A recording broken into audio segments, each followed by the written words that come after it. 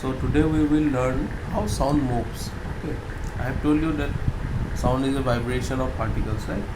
So we will discuss about that in detail in this video. So first of all, I'd like to say two important points about sound. First is that sound travels in the form of waves. Okay, sound travels in the form of waves. Okay, so if I show you one diagram, so sound travels in the form of waves. Okay, so you can see that sound travels in the form of wave. So this is the first point, and the second point, sound needs a medium for its propagation or movement. Propagation.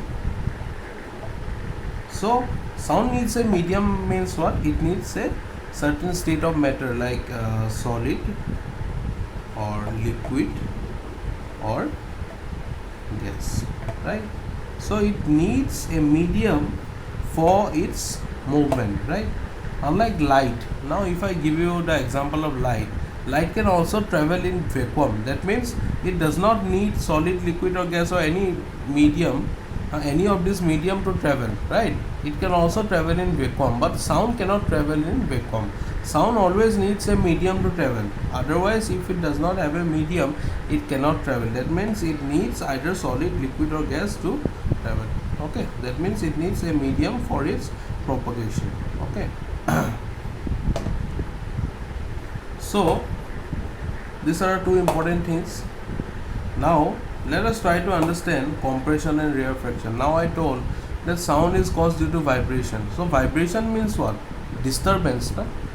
When you are vibrating something, you are disturbing that particular the particular particles of that thing, right? So let us try to understand that suppose the medium is air. Okay, the medium is air. We have taken the medium as air. So the air is in gaseous state. So air definitely has its own particles, right? So these are the molecules of air, right? So when it will start vibrating, what will happen? When it will start vibrating, what will happen?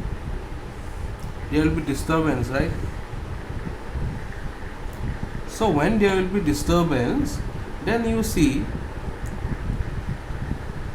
some particles that are present here, obviously it will go here, na? The particles will try, some of the particles will try to compress the surrounding particles. That means the particles that are present here will try to go and compress the nearby particles. It will try to push the nearby particles. Okay. So this phenomenon of compressing the neighboring particles is known as what? Compression. It is known as compression. Okay. Then you see, after a certain time, the air will again start expanding. The molecules present in the air will again start expanding. So after that, what will happen? It will again become loosely packed, right?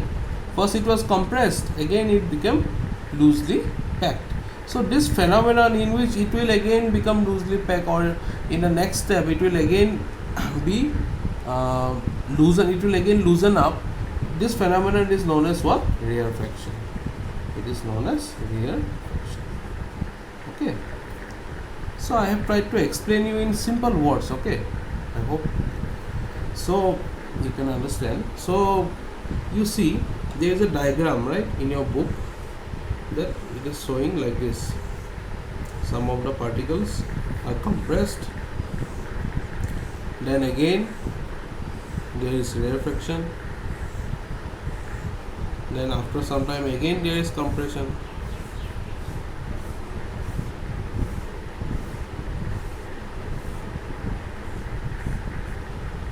then again there is what? Rarefaction, right? So you can see in your book there is a diagram, right? So this is nothing but this is the diagram representing the propagation of sound. First there was compression, then after a while the particles started started getting loosely packed. Then there was what? Rarefaction. Then again there was compression, again rarefaction, again compression, again rarefaction. So the sound will travel like this. Due to the disturbance, this compression and rarefaction happen. Due to vibration, disturbance means vibration.